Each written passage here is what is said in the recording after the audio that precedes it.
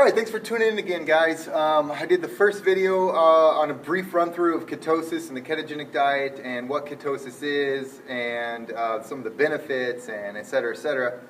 In this video, I want to go over a little more of in-depth nutrition as far as what specific foods that I eat or what specific foods that I recommend to eat. As a disclaimer, though, I want to say that no nutritional protocol is going to work unless you do. All the advances with this are going to have to do with your weighing and measuring and logging all the foods to make sure that you're getting adequate amounts and not too much. You want to have enough calories to fuel your exercise or fuel your basic lifestyle without too many calories to spill over into fat storage. So you got to log, you got to weigh and measure all your foods if you want results in any protocol. So this is no exception to that. So I eat a lot of saturated fats when I'm doing this, and the saturated fats that I do eat, you can assume they're all grass-fed, all natural, uncured, all of them. And when I'm doing this type of protocol, I like to make sure that all my stuff is very, very natural and untouched by man. So if I'm eating a meat product or a cheese product, that's going to be uncured, all natural, and you can just make that basic assumption. I would never recommend that you go out and buy Jimmy Dean sausage or anything like that. There's a paragraph of ingredients that I can't even verbalize. So you can assume that that's going to be bad for you. However, Applegate products are all whole, natural, uncured products. You can get pepperoni, you can get bacon, you can get a whole variety of meats from them that are uncured and natural, and other companies as well, but that's the one that comes to the top of my head. So assume that all my saturated fats are all natural, no hormones, all organic, grass-fed, etc. Before I even begin. A staple in my protocol is fatty meats. Not lean meats, but fatty meats. So I wouldn't want to incorporate too much, let's say, lean chicken breasts or lean cuts of beef. I'd want my meat more fatty. And I do that because having protein over a recommended limit can actually hinder your adaptation process to this nutritional protocol. So you don't want too much protein. So first of all, bacon is an essential thing for me. And again, that is uncured, all natural bacon. That isn't just the crap that you can pick up in the regular refrigerator section. There should be an organic section at your store if you're lucky enough to have one like I do. So bacon is a staple of mine. I eat it all the time. Normally I eat it for every meal, and that's something that you just never get tired of. Another one is whole eggs.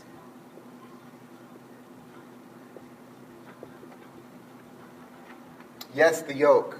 You want to eat the yolk. It's not bad for you. It's going to have amino acids. It's going to have fats. And if you're lucky enough to get the omega-3 eggs, they actually feed those chickens milled flaxseed because chickens have a digestive tract that's very, very different than ours, and they can absorb those omega-3s and then they go into the yolks, whereas our bodies have a problem absorbing the omega-3s from flaxseed. So if you get omega-3 eggs, that's going to be very beneficial. Ground beef.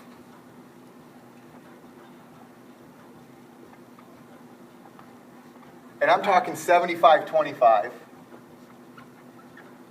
So the full fat ground beef. Grass-fed. Always assume this is all grass-fed. And if you have to add some fat back into that, you can do so with some butter or coconut oil or something like that. But we'll get into the fats a little bit later. Let's say pepperoni. And then steak. And the fatty cuts of steak too, like the filet mignon or the T-bone or the New York strip, prime rib, stuff like that. Those are all going to be beneficial. Just try to get grass-fed. So this would be the foundation of my specific food pyramid right here. And the list goes on into more fatty meats than this, but I want to make this brief today so everyone kind of stays with me here. The next staple is going to be fibrous, nutrient-dense vegetables. Now you want to make sure they're nutrient-dense. You can't just go eating a vegetable all day because you like it, like carrots that are higher in sugar or like celery or something like that. Not that those things don't have a place. However, they shouldn't be a staple. They shouldn't be all the vegetables you eat. So for me, the top two are going to be kale and then asparagus.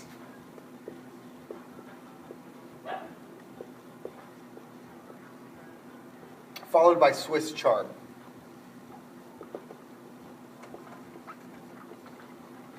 Those are some of the most beneficial vegetables you can eat. Super high in vitamin C, super high in vitamin A, and high in fiber as well. There's also broccoli, green beans.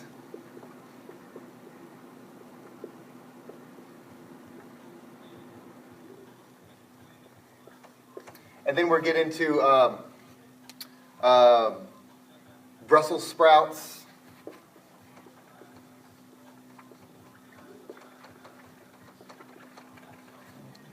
So these two are pretty much going to be in every meal of mine. I'm going to have a fatty meat, and I'm going to have a nutrient-dense, fibrous vegetable. So then we move on to the helper. So if you're not getting enough fat here, and by the way, I eat about 200 grams of fat a day. That's not going to work for everyone. I just want to let you know what I'm doing.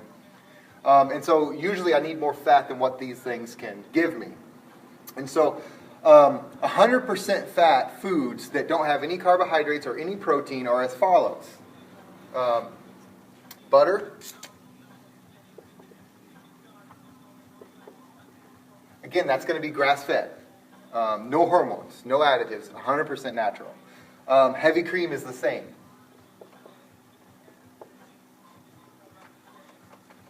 Both of those things are good in coffee if you combine them. If you've never had coffee with butter and heavy cream, you're missing out on a big part of life, in my opinion. And as far as the sweetener is concerned, I stay all natural. Stevia in the raw is going to be what I use only. I'm not going to use any Splenda, any sucralose, any aspartame, or anything like that. It's going to be all natural. So I use stevia in the raw. Or I have a stevia plant that I just pick leaves from, let them dry, blend them up, and kind of go from there. But to each their own.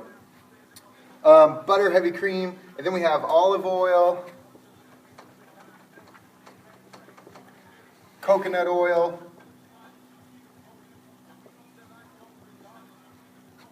macadamia oil, and the list goes on and on for there, but again, I want to keep it brief.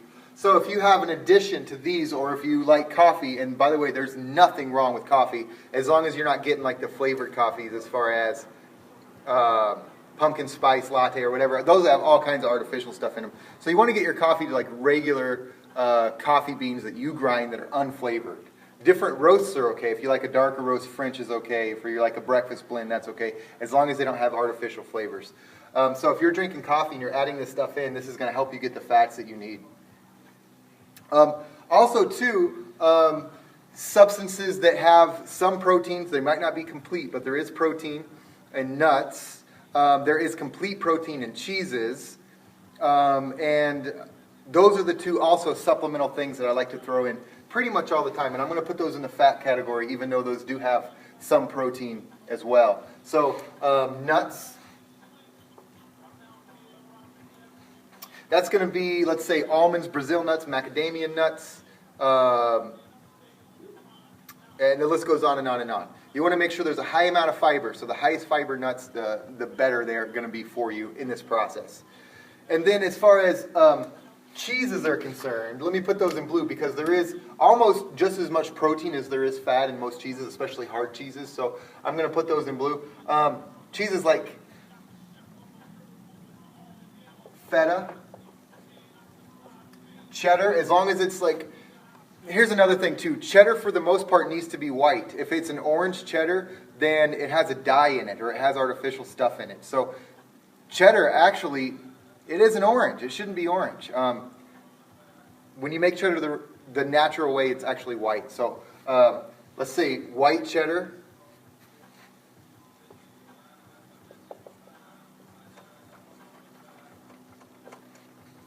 And then some harder cheese like Parmesan.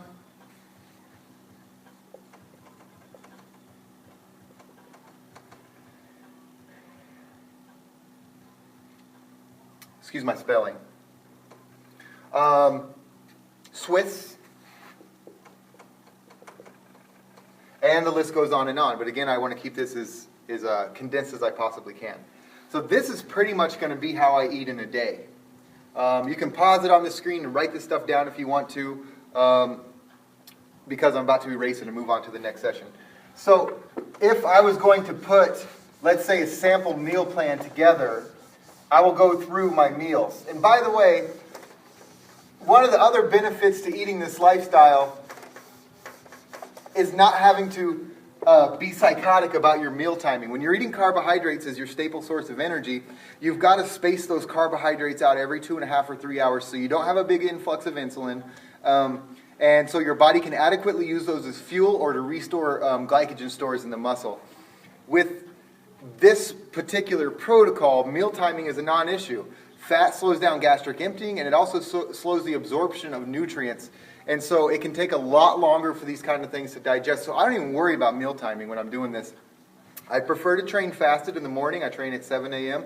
and I usually don't eat breakfast before I do that. Another thing about being in ketosis is that you always are going to fuel off your body fat whenever you're doing training fasted. So that's a distinct advantage. To whereas if you're eating carbohydrates as your primary energy source, you're burning glycogen in a fasted state, and it's just not as efficient to me. If it is to you, that's a totally different story. This is my personal preference again. So for breakfast, let's just say I'm going to eat bacon. And I'm going to combine that with whole eggs.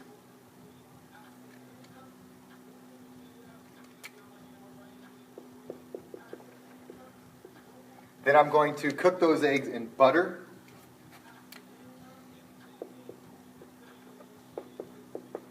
And let's say I'm going to chop up Swiss chard and make an omelet out of the eggs.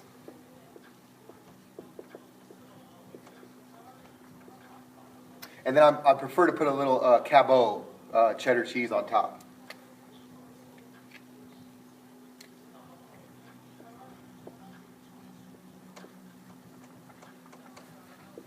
Now that's going to be an example of my breakfast. Now most of my meals are right around 800 calories to 1,000 calories usually. And if I eat a 1,000 calorie meal, then I only eat probably 3 meals a day. If I eat an 800 calorie meal, I might eat 4 meals a day. But I don't worry about timing and I don't check the clock. I eat when I'm hungry and I just make sure I log it to know to take it out of my total macros for the day. So that would be a normal breakfast for me, and that's probably going to be right around 9 a.m. I train at 7, from 7 to about 8:30. About an hour and a half, 5 days a week. So after I train, I usually wait a little bit to get my first meal in. So that's going to be meal one for the most part. Now, post-workout, I like to get a little more creatine-rich food, like ground beef. So I would eat, let's say, ground beef, 75-25.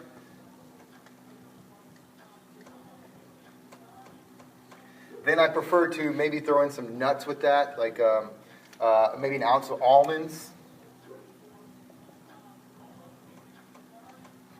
So that has some fiber and some, omegas in it. And then I'm also going to have maybe some asparagus, because asparagus, it just goes really good with beef, in my opinion, as far as the palate is concerned.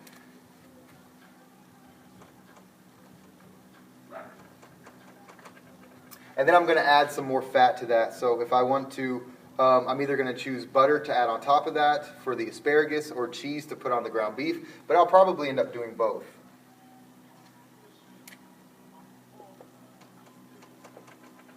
And then maybe some feta cheese on the ground beef. Now that's going to be 2 meals, and that's going to be roughly 2,000 calories. So then my next meal, depending upon the day, is going to be either another 1,000 calories or another 500 calories. And that will be much later in the day. If this is at 9 a.m., this is probably going to be around 3 p.m. So there's a good 6 hours in between my first and second meal usually. And I don't have any lack of energy or anything like that. I just don't experience it. So my next meal, if this is going to be, let's say, at 9 a.m., and this is at 3 p.m., my next meal is going to be probably 7 p.m. And for my 7 p.m. meal, I like to satisfy any urges as far as wanting something sweet, something with more flavor. Not that this doesn't have any flavor. No one would look at this and say that this isn't going to be delicious. But at nighttime, I like to have something called a fat bomb. And a fat bomb is coconut oil, butter, stevia, and almond butter. And you mix all those together, maybe with some dark cocoa, and you heat it until they all melt, and then you put them in an ice cube tray and put them in the freezer. So that diet for me is going to be almost 100% fat. So all my protein is usually taken up here and here, and then the rest of my calories for the day are in the form of fat. So at nighttime I will have a fat bomb.